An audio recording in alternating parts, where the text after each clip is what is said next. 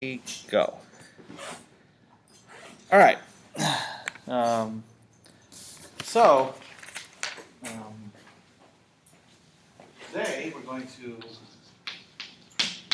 about a different sort of time-stepping method, multi-step methods. In contrast to what we haven't seen so far, all time-stepping methods today have been one-step methods.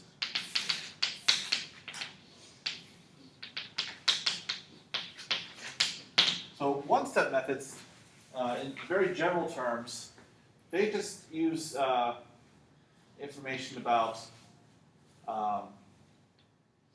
only using y sub n, so information is happening at time tn to get to solution at time n plus 1.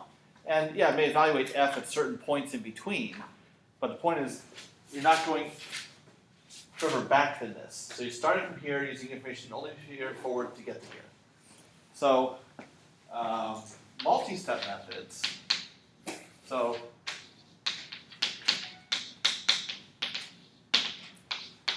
and just for notation's sake, I will use S to refer to the number of steps.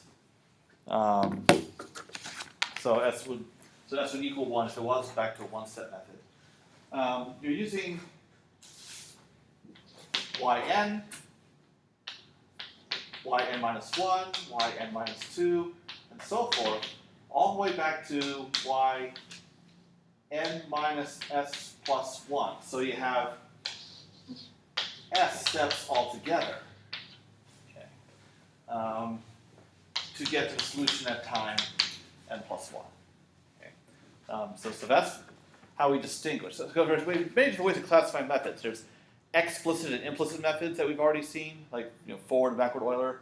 And then a separate way of classifying methods is one-step versus multi-step.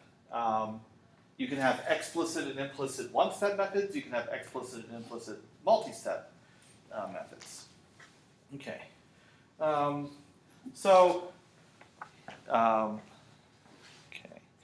So here is the general form, which will be helpful to us, particularly for analyzing multi-step methods. So all multi-step methods have this same framework. So on the left side,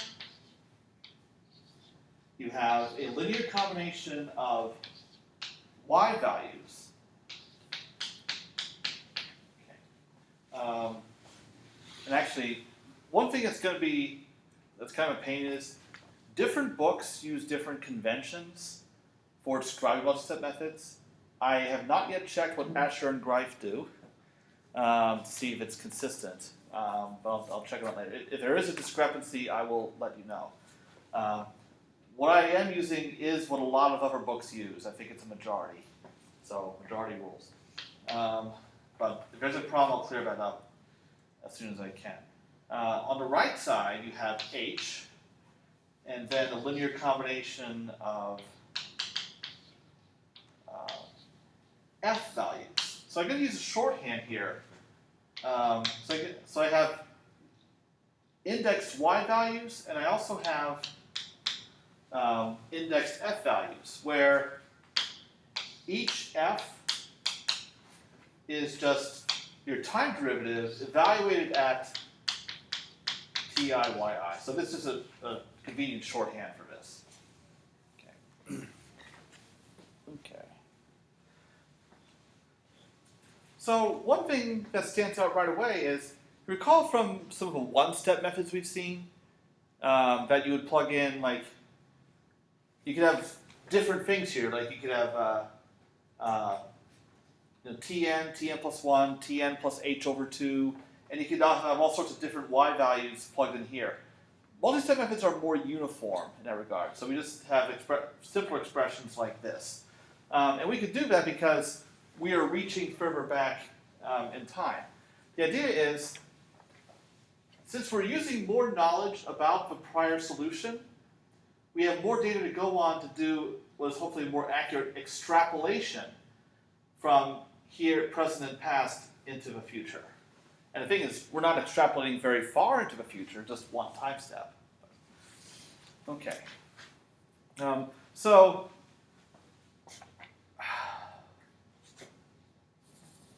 sorry, I forgot what most important be. There's supposed to be a constant here, beta sub I. That's multiplying each f. All right. So all multi-step methods are determined by how do you make the choice of the alphas and betas in order to like maximize accuracy, for instance, like because you still want high order accurate methods. So you get to choose the alphas and betas just right to make that happen. Okay. Now,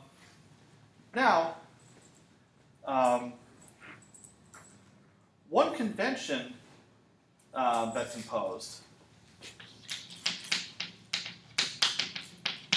is we can just set alpha 0 always equal to 1. So if we plug in I equals 0 here, you see that's the coefficient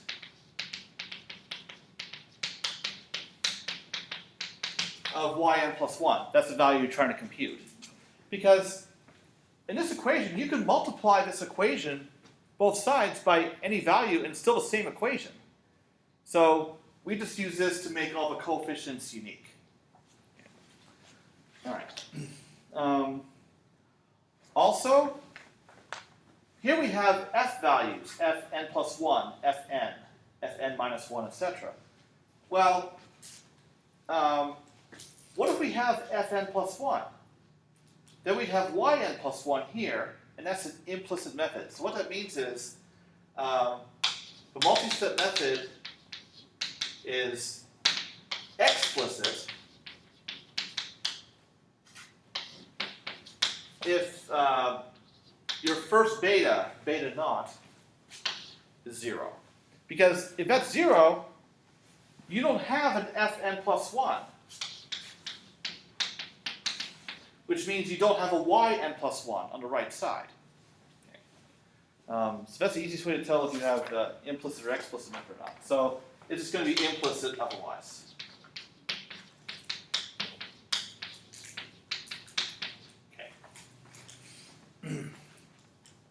Because then you have yn plus 1 over here and over here embedded inside a call to f. So you have to you have an equation to solve every time step. Okay. Now, there are going to be many conditions that we have to impose in the alphas and betas in order to make sure that this method has any accuracy whatsoever. But I'm just going to give a simplest condition right now.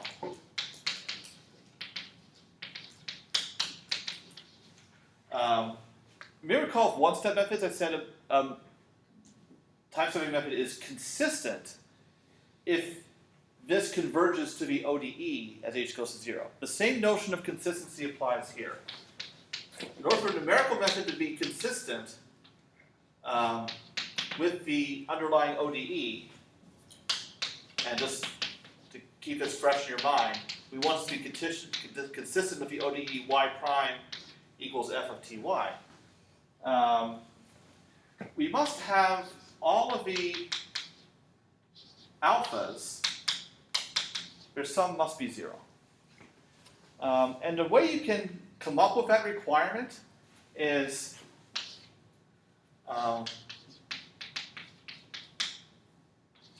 by plugging in a very simple ODE.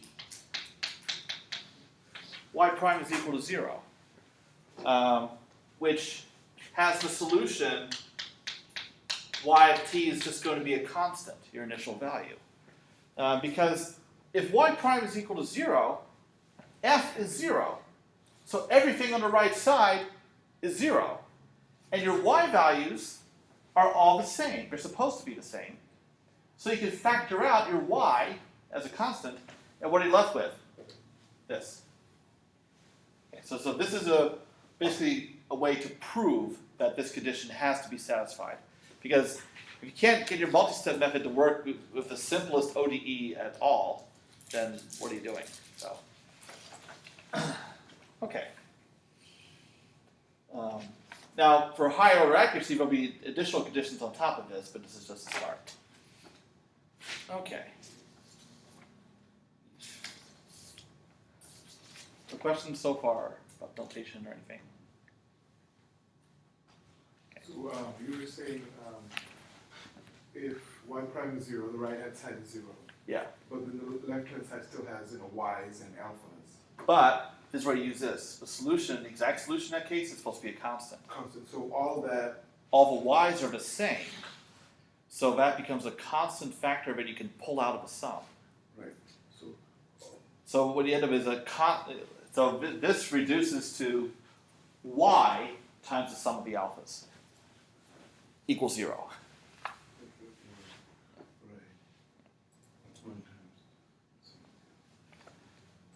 Okay. Which means that sum of the alphas equals 0. Yeah, that's where that condition pops out. Right. Okay. Yeah, so this is just to have a minimal order of accuracy at all. But the thing is, the higher value of s, the number of steps, the more constants you have, alphas and betas. Therefore, you have more degrees of freedom, because this still allows a lot of variability in your alphas. So, and your betas. So you can, if you have however many alphas and betas you have, you can try to impose additional conditions on them to get as high an order of accuracy as you want. Okay. Now, there are two particular types of multi-step methods that are of interest. I'm really going to only spend a lot of time on one of them, but I want to make you aware of the other. Okay.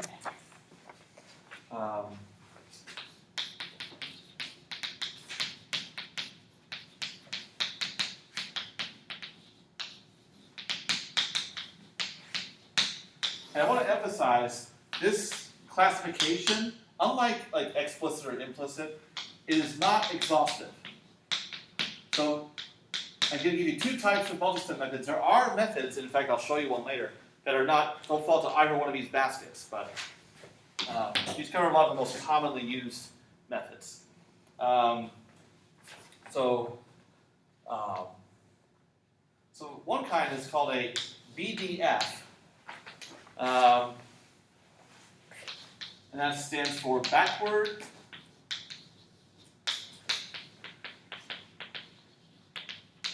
differentiation formula.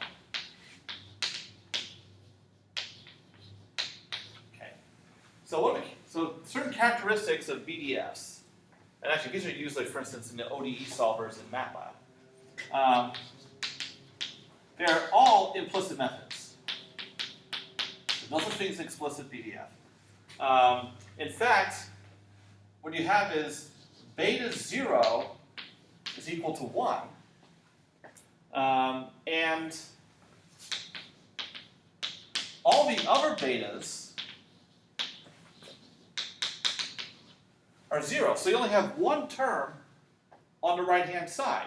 So you're just going to have, on the right side, you're just going to have h times f n plus 1, which makes it an implicit method. And then over here, you still have a linear combination of y values. So how do you choose the alphas? The alphas are chosen to make a finite difference approximation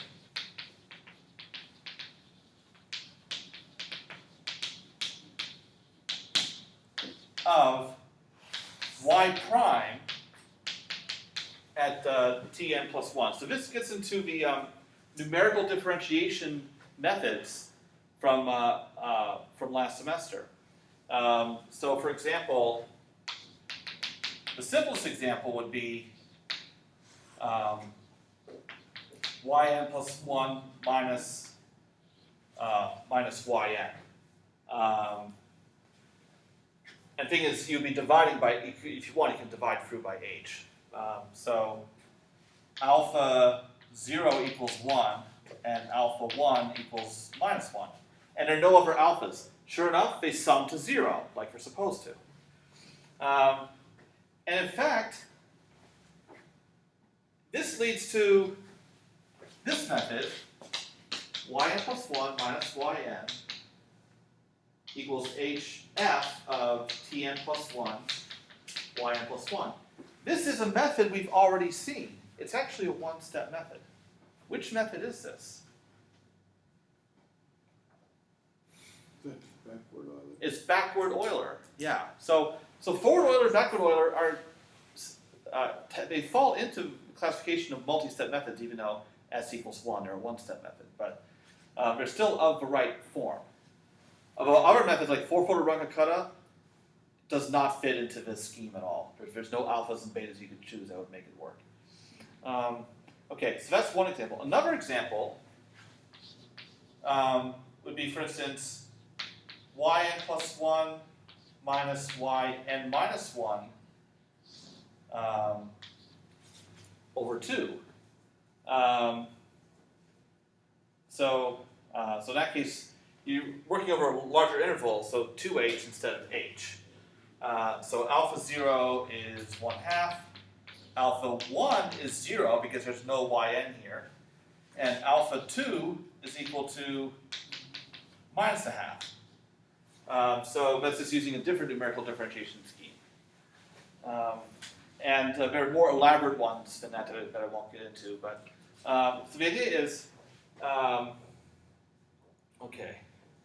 Actually, here's another example based on numerical differentiation method I taught you last semester. Yn plus 1 minus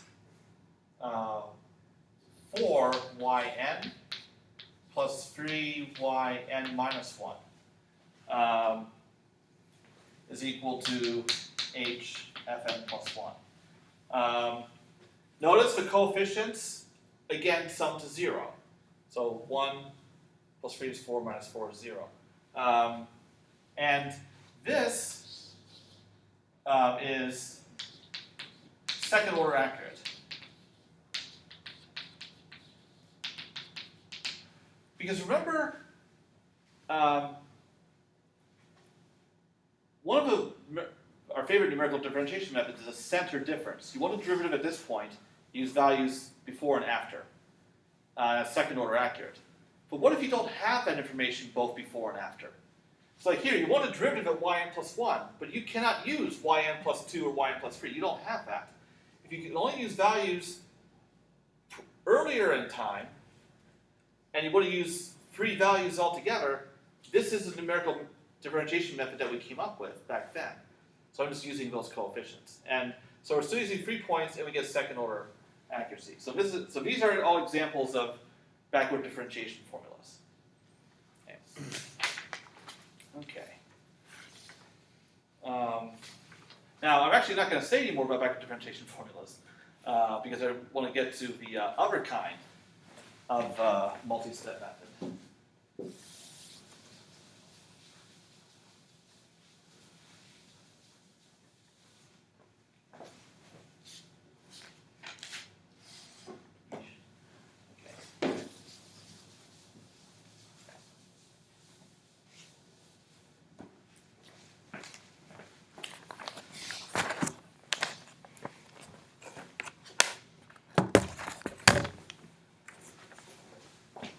And these are called Adams methods.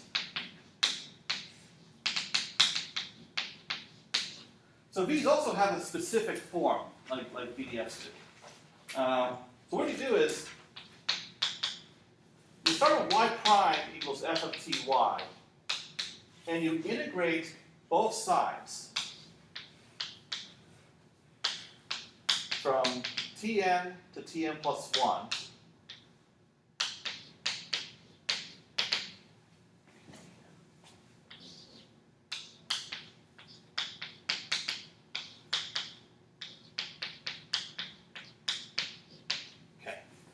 Now, when you're integrating y prime, what does that give you for the integral? 1. Yeah, and the derivative and the integral cancel out. So you plug in the limits. So this is y of tn plus 1 minus y of tn. But now I'm just going to take this minus y of tn and move it to the other side. So now I have equals. Plus this.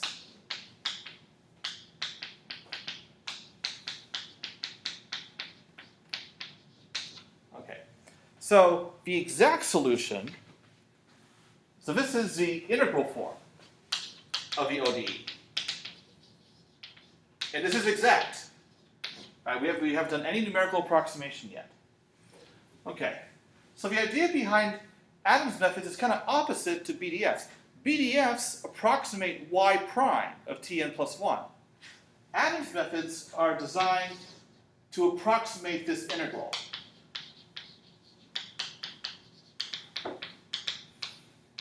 Okay. Now, so for benefit of those of you who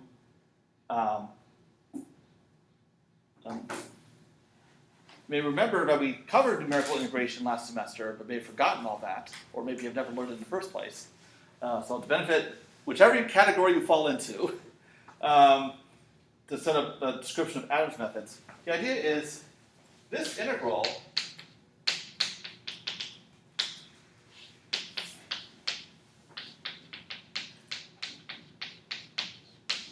is going to be approximated by what's called what you may know as a quadrature rule. So integrals are easier to do than derivatives, right? well, actually, they're more numerically stable. More numerically, that's Yeah, because both derivatives and integrals, you're taking a linear combination of function values. So that part is no difference. But yeah, these are more robust. Okay. Now, because what do you do with numerical integration? You take a linear combination of your integrand values. So I'm going to take the same kind of linear combination of f values as in a general multiset method. But I need weights.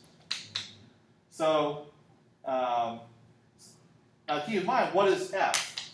These are f of tn plus 1 minus I, yn plus 1 minus I. So these are my nodes. These are points usually within the interval tn and tn plus 1. They're usually in your domain of integration. And then these w's, these coefficients, are the weights. All right, so this is how you approximate any integral. Now, what's going to happen is, for all Adams methods,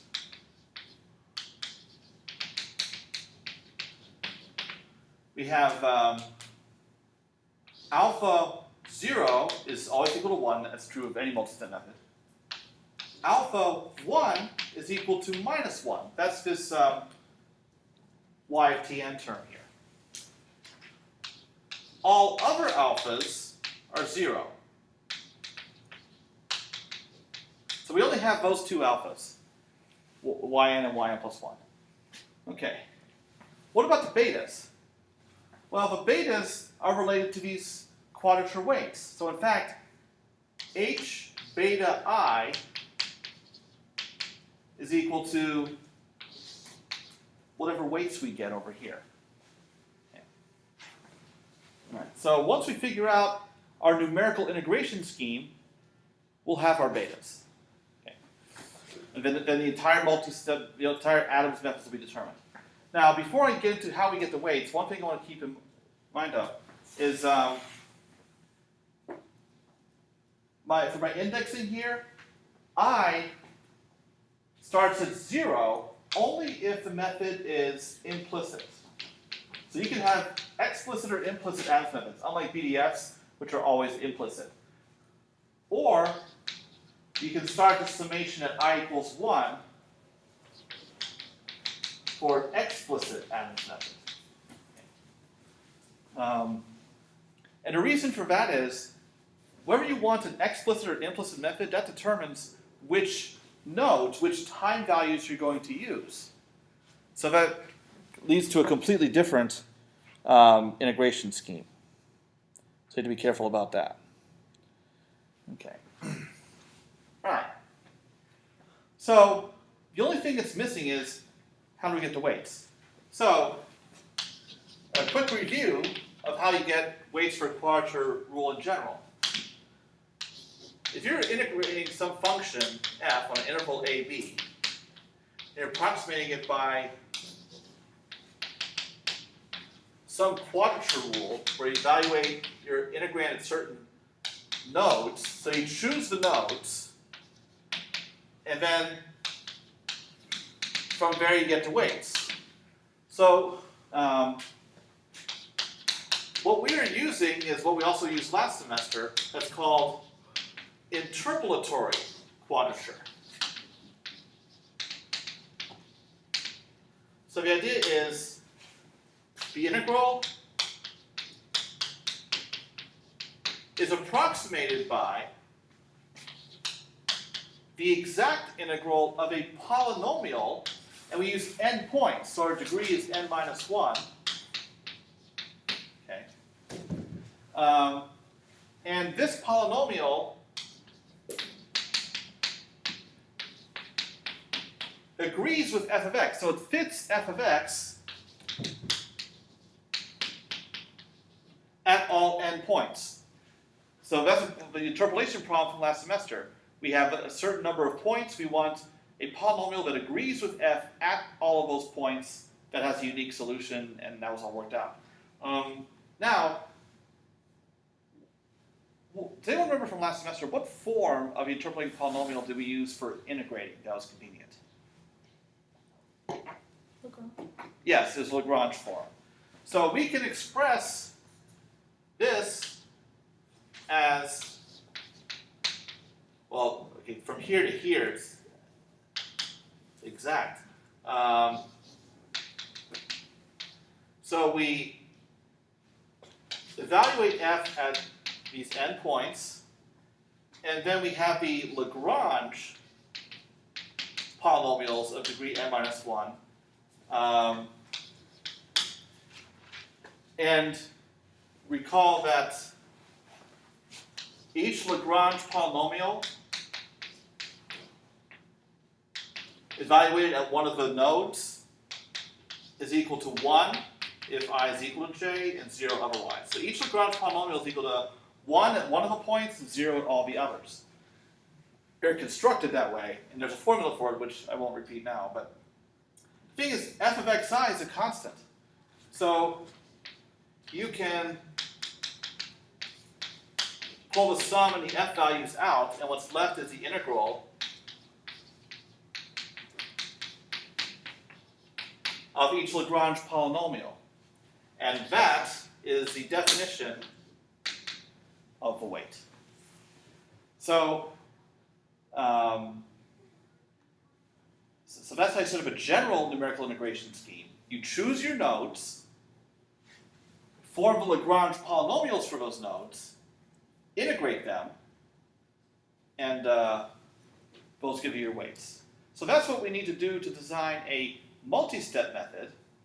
We need to choose which time values we're going to use, form the Lagrange polynomials for those, and then integrate those from Tn to Tn plus 1, and those will give us our betas after dividing by h. Okay. So, questions to this point before we pick nodes? So you said we're going to choose times, like the nodes, right? Yes. So we're going to choose time values, which are the nodes, and we're going to have the Lagrange polynomials, and we're going to take the integrand of it. We'll integral of that to find the weights. Yes, which will, in this case, will happen to be our betas. Okay. Alrighty. Oh. Well, beta divided by h, right? Yes, yes. Yes, what's going to happen is when you evaluate these integrals, your values that you'll get will automatically have an h in them, because you're integrating over an interval Tn and Tn plus 1, the width of this interval is h. So an h is bound to creep in no matter what. Because we're designing a multi-step method, you're just going to leave, you're not going to pick numbers for your t-values. It's all in terms of h. Okay. So, how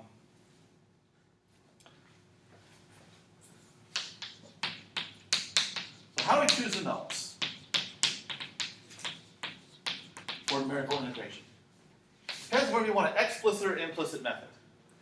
So, for the explicit case, that is called an Adams Bashforth method. So, subclass of Adams method. So what you do in that case is your nodes are Tn, Tn minus 1, and so forth. Keep going back in time, Tn minus s plus 1. Okay. So, in other words, you have s nodes altogether. And the thing is, Tn plus 1 is left out. You don't want that because that would be an implicit method. Okay. Now, what happens in this case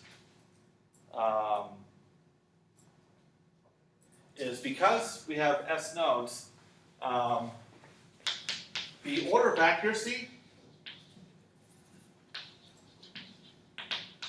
is order h to the s. Okay.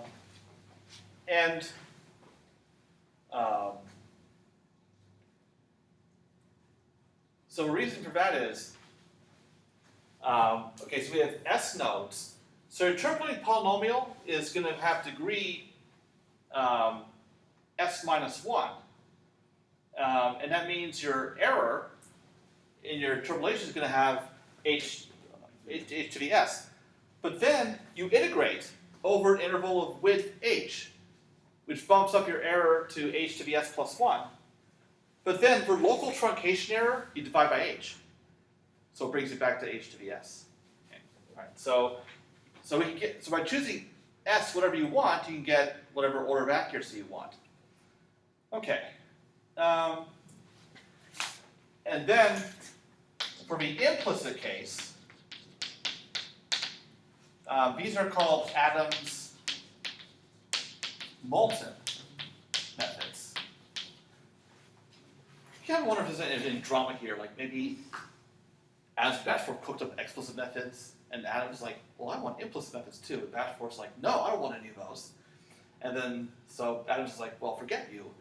And I have no idea. I'm just speculating. But it'd be kind of funny if it worked out like that.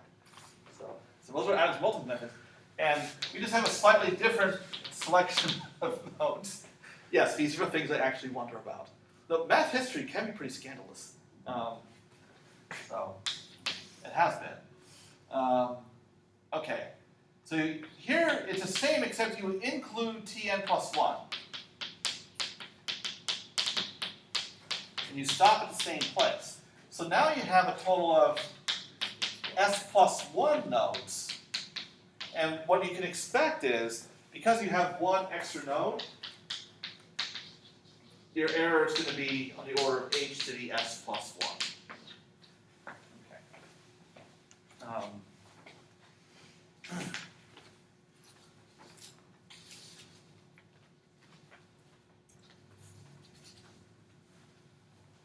All right, so what I'm going to do is to give more clarity about how to derive one of these Adams methods, I'm going to focus on a specific one. All right, so we're going to look at a two-step explicit method. So this is Adams Bashforth. So it's going to have this form, yn plus 1 is equal to yn plus h. So there's no beta 0 because that would be an implicit method. So you have beta 1 fn plus beta 2, Fn minus 1 plus beta 3, Goof. This is a 3-step. Okay. This is 1 step. We go back 2 additional levels in time. So we have 3 betas. That gives a 3-step method. Okay. Now keep in mind your earliest time value, that's Fn minus s plus 1 for an S-step method. So suppose I wanted a 3-step implicit method. I'd have another term here with beta 0, f0. I'd have 4 f values, but it's still called a 3-step method. So the number of steps is determined exclusively by how far back in time do you go. Okay. All right. So if you go back as far as n minus 2, that's a 3-step method. Okay. So we have this form. We have our alphas. It's 1 and minus 1. We just need the betas. Okay. So our nodes for interpolation are Tn, Tn minus 1, and Tn minus 2. And that's going to give us third order accuracy. Okay. All right. Now one thing that's kind of weird about interpolation, or actually the numerical integration in this case, we're integrating from Tn to Tn plus 1. But look at our nodes, they're outside the interval, or one of them is an endpoint. So it's like we're extrapolating, really. So that's one thing that's a little suspect about these methods, whereas an implicit method, you also have Tn plus 1, so at least 2 of your nodes are in the interval of integration. So that's one big difference between what we're doing here and in numerical integration from last semester. For an integral over AB, we always had our nodes in AB. So this is the procedure of getting the weights is the same, but so these are not your usual quadrature rules. Okay. So each weight, which is h times the corresponding beta, that's going to be the integral from Tn to Tn plus 1 of the Lagrange interpolating polynomial, which here we have 3 nodes. So when you have 3 nodes, what's the degree of your interpolating polynomial? 2. Yeah, it's always 1 less. Okay. So I have to integrate those Lagrange polynomials, and that'll give me the betas that I'm after. So at this point, in order to work that out, we need to know what the Lagrange polynomial is. But you may recall from last semester, we have a formula for that.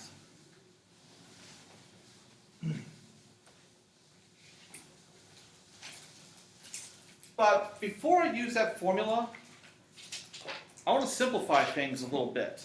Because the way it is now, here are nodes, Tn, Tn minus 1, Tn minus 2. So if I fill these in to this Lagrange polynomial and integrate, that's going to be really tedious, like a whole lot of symbolism. It'd be nice if I had specific numbers to work with instead. That'd be a little friendlier. So what I'm going to do is I'm going to make a U substitution in this integral to give us something easier to work with.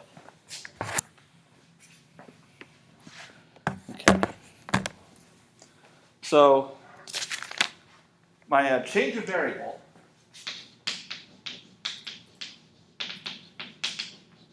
in the integration is the following. I have U is equal to Tn plus 1 minus S over H. Now this seems kind of strange, but it's going to work out really nicely because if I make a little chart of S values versus U values, my S values are my times, Tn plus 1, Tn, Tn minus 1, Tn minus 2, for instance. So if I go ahead and plug these in for S, if I plug in this for S, what's my U going to be? 0. Yep. What about Tn? It's going to be 1 because Tn plus 1 minus Tn is h, which cancels the VH down below, and I get 1. What about Tn minus 1? It's going to be 2 because I'm going to have 2h up top.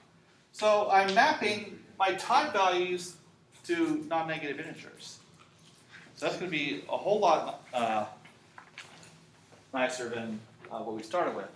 So for our substitution, well, du is going to be minus s over h. But also, I'm integrating from Tn to Tn plus 1. So now I'm integrating from 0 to 1.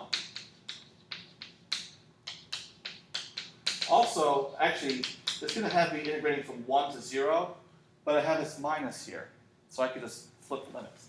So the integral from Tn to Tn plus 1 of my Lagrange polynomial,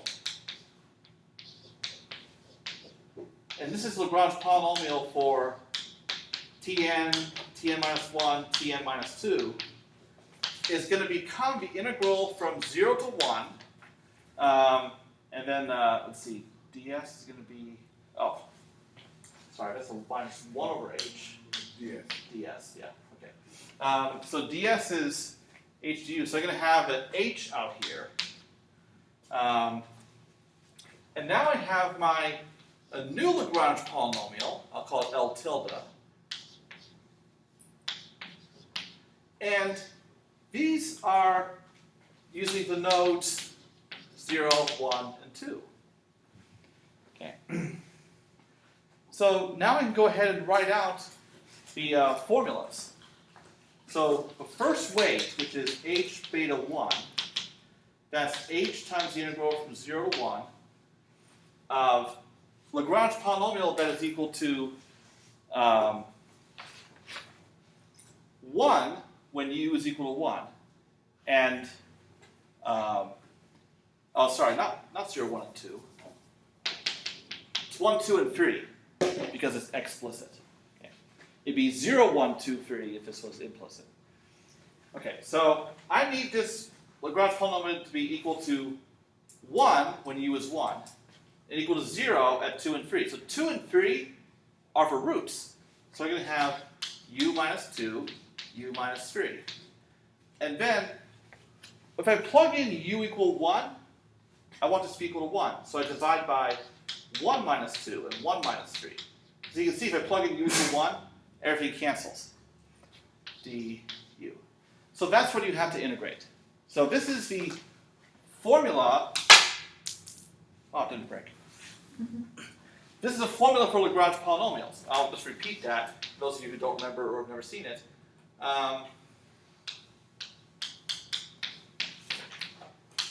It's a product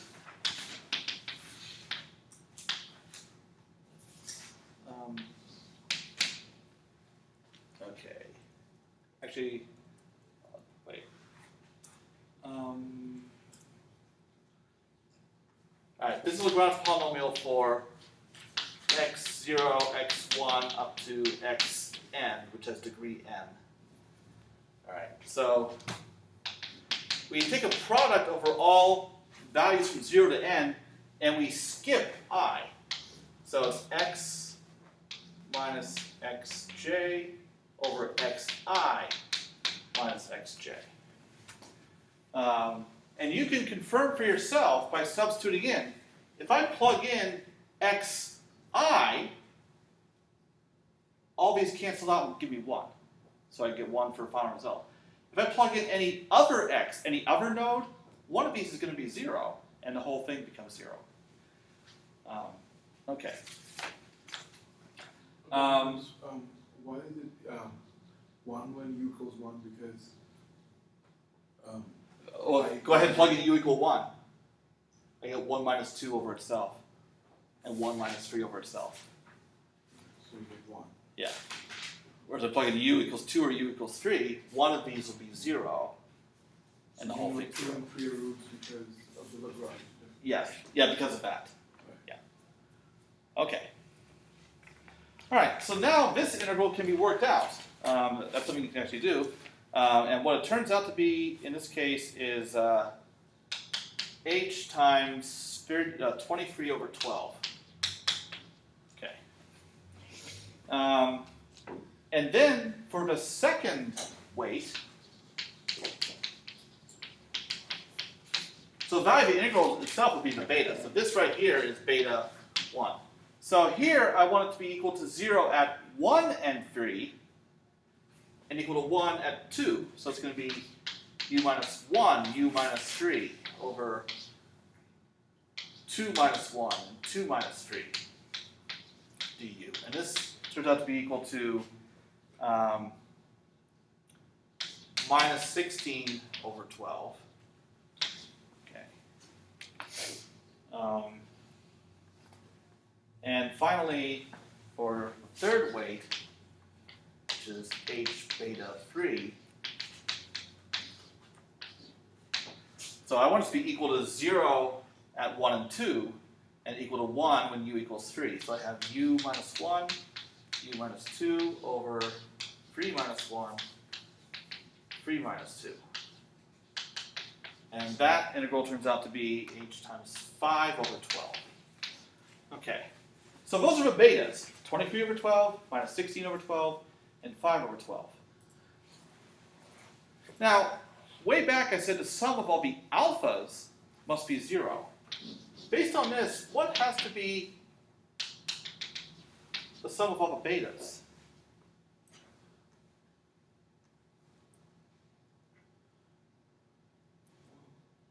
Do they sum up to?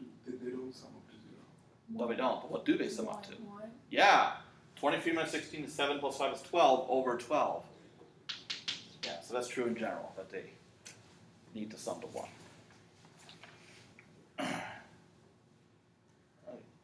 For consistency. Okay, so now we have our betas. Therefore, we have our multi-step method. So the final 3-step method is yn plus 1 equals yn plus, I'm going to factor out an h over 12.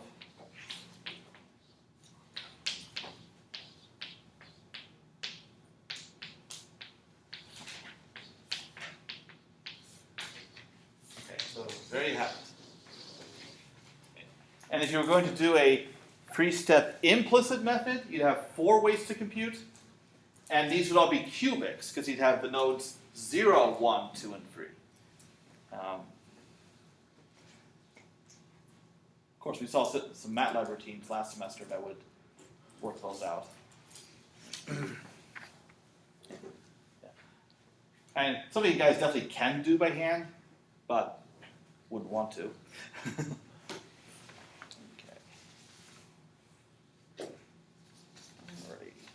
So questions about coming with Adams methods? Okay. Yeah, so it all stems from the integral form of the ODE. So really, all you do is decide, implicit or explicit. What's your value of S? What is it a 3-step method, 2-step method, what? And that tells you what the Lagrange polynomials are. Integrate those, those are your betas, because your alphas are already determined.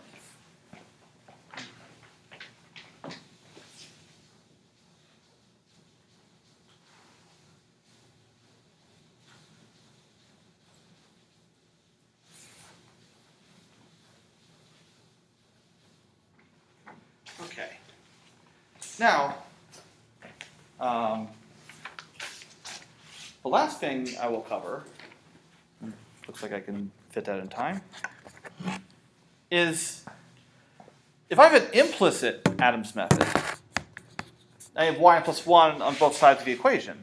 So you have to solve for y plus 1 using like Newton's method, something like that. And that could be a real pain. But here's an alternative.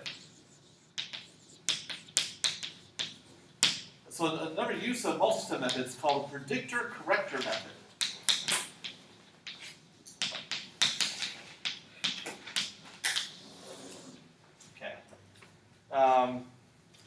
In fact, these are also named Adams-Moulton. So the idea behind a predictor corrector method is they use explicit and implicit Adams methods together. In order to avoid having to use any sort of iteration to solve an equation, such as Newton's method and similar methods. Alright, so basically it's a way to use an implicit method as if it was an explicit method. Okay. So I'll go through a 4-stage process, and then I'll show you an example. So a process actually has an abbreviation to help you remember what it is. PECE. And what that stands for is predict, evaluate, correct, evaluate. So I'll describe these 4 steps. So the first thing you do is use an Adams-Bashforth method, so an explicit method, like you normally would.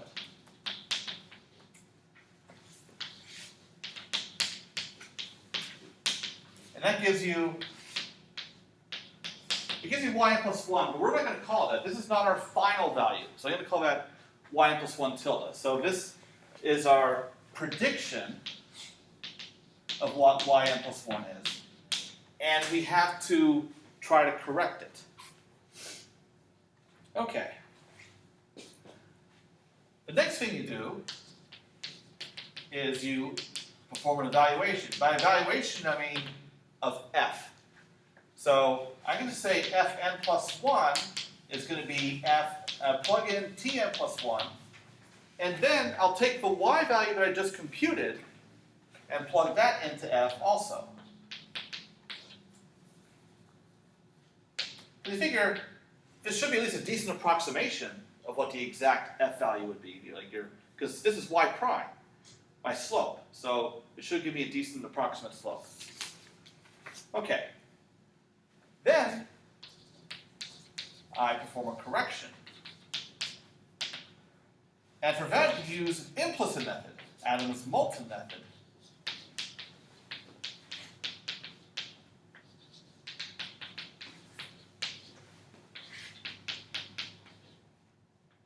With this n plus 1, fn plus 1 that you just computed.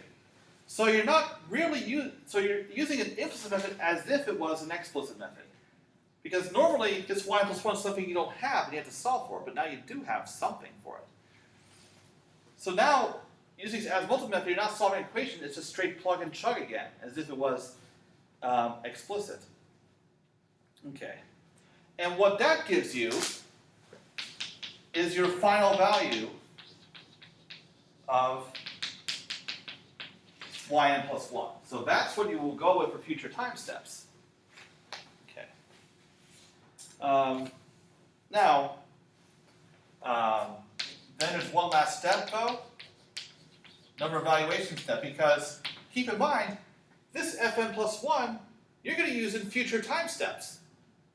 But you don't want to use this fn plus 1, not with an old y value, not when you have a newer, better y value than you use. So fn plus 1 is now adjusted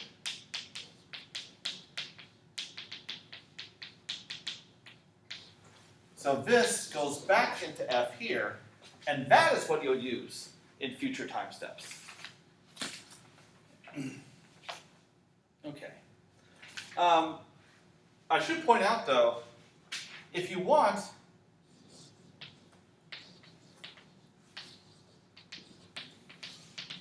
you can repeat this process if you want to perform additional corrections to get even more accuracy. You don't have to, but so that's an option to stage a little iteration here. But is it worth it? Probably not. Well, it might depend on your age. Like if you already have a small h, it's probably not worth the effort. Okay. Because the thing is, it definitely does not increase your order of accuracy. Your order of accuracy comes from the two methods you're using. Like if you make sure that these are like, say, fourth order accurate, you're not going to get additional order of accuracy just because you do this iteration. Just make like a lower error in that order. Yeah. Yeah. Okay. So I'll write out an example.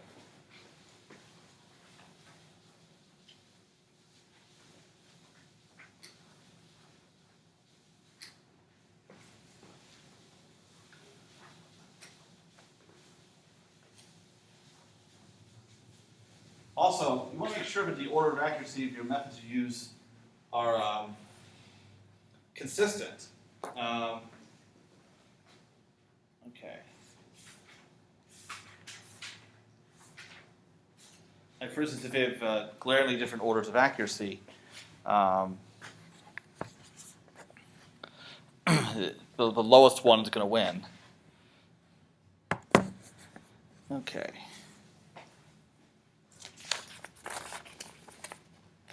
Although, actually,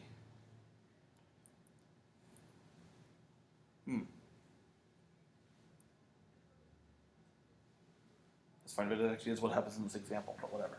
It still illustrates the mechanism. Alright, so I'm going to use a two-step, so for my prediction, I'll use a two-step, I'll just abbreviate because I'm getting lazy. Adams-Bashforth method. Yn plus 1 tilde is yn plus h over 2 3fn minus fn minus 1. Okay, so this is a two-step Adams-Bashforth. What's the order of accuracy? Order h to the what?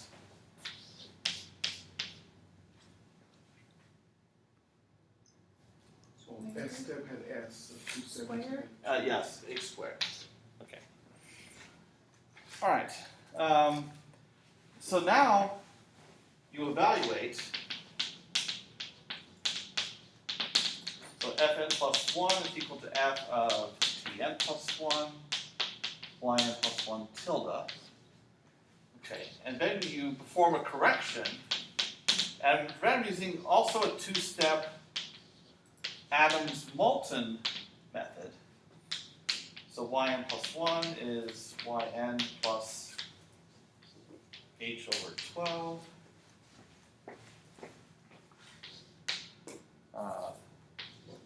5fn plus 1 plus 8fn minus fn minus 1. Okay. So what is the order of accuracy of this Adams-Moulton method?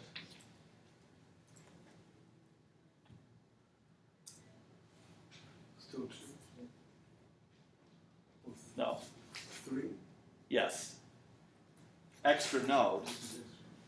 Extra give accuracy. So this may not, in retrospect, be the best choice because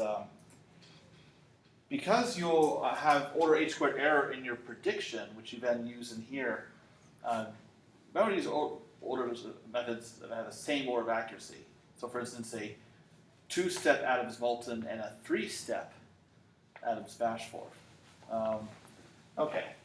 So before our correction, now there's our final value of yn plus 1, but then we need one last evaluation because this fn plus 1 is what got used down here. You don't want that for the next time step.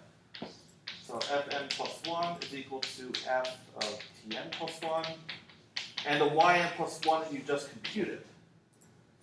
Okay, so just to see the chain of, see how the data flows from one step to the next. And that is what you use next time around for the prediction. Okay.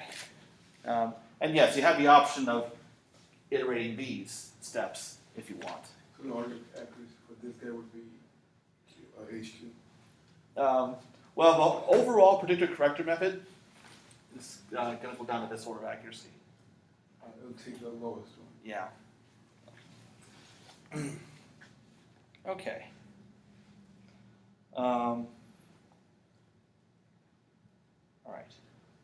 So, any more questions on this one?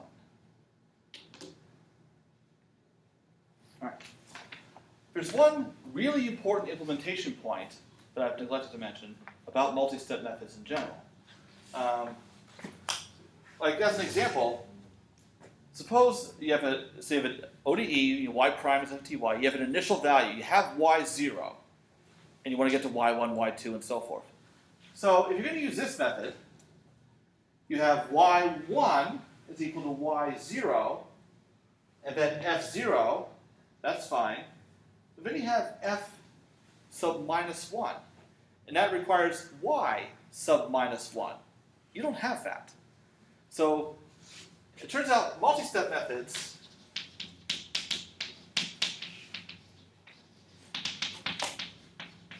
all multi-step methods require starting values.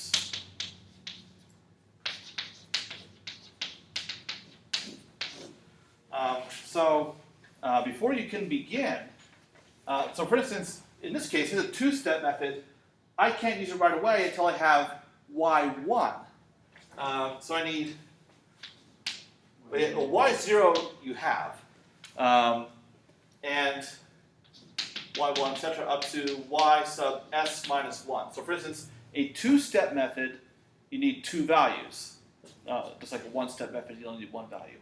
So you need these first before you can begin. Now the thing is, how are you going to get them? Well, you can always use a one-step method.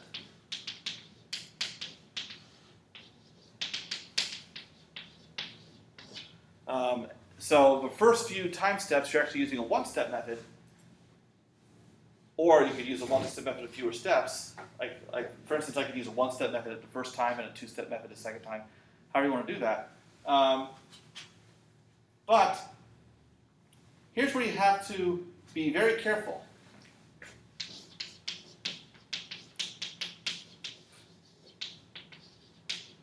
Make sure that you're using a one-step method with the right order of accuracy. It must be compatible with the order of accuracy of the multi-step method that you're going to use. So for example, if your method you're going to use is a three-step Adams Moulton method, what's the order of accuracy of that? 4. Yeah, just implicit, so it's s plus 1. So you must use it with a fourth order one-step method to get your starting value. So for instance, you could use fourth order because it's just like with the predictor corrector, the lowest order of accuracy prevails. So if I have a fifth order multi-step method, but I use Euler's method to get my starting values, I'm still get a first order accuracy. So all that work is for nothing. Okay. Now, you might be thinking, well, if I have to use a one-step method anyway, like if I have to use like to generate my first few values, like y0, y1, and y2, why would I change? Why would I then say, okay, now I'm tossing away the one-step method, and I can just use the multi-step method from there on? If I'm going to get fourth order accuracy anyway. And it turns out there's actually a very good reason why you would do this. Because think about, okay, let's look at this example. Fourth order Runge-Kutta. How many times, if I'm talking one time step, so yn to yn plus 1, how many times do I have to evaluate f?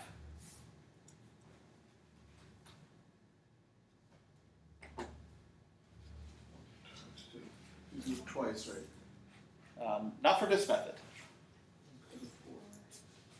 What? Yeah, because it's K1, K2, K3, K4. So this is 4 f evaluations per time step. That's a fair amount of work. On the other hand, let's look at a multi-step method, like this one right here. Now, you look at this and think, oh, I have 3 evaluations of f in the formula, but that's not what we ask. The question is, how many new evaluations of f? 2. No. Fn and f of n minus 1. But this is this is an implicit method. Therefore, you would have had Fn already. It's only one. Only one. Yeah. So any multi-step method, one new evaluation of F. That's the beauty of multi-step methods and why people like to use them compared to one-step methods. And there's like 441 code, that's a very good one-step method, and a lot of people use that too. But this is a nice property to have. Efficiency is great because you can have like a 10-step method. Let's say if it's explicit. So that's it's a 10th order accuracy. But you're only evaluating F once every time step. Whereas with one-step methods, the higher order of accuracy, the more expensive they become on a per time step basis because you need more evaluations of F to get all the higher order accurate information you need during that one step. Multi-step methods are piggybacking off of what was done before, and there's a lot of information reuse. One-step methods throw away old information about the solution. Okay. So that's a key virtue of multi-step methods compared to one-step methods, and why you would go ahead and condescend to use a one-step method for a few time steps and then say, okay, move aside now. The multi-step method's taking over. But again, watch your order of accuracy. So you don't want to contaminate your solution with high order, actually low order error that's going to be larger. Okay, some questions?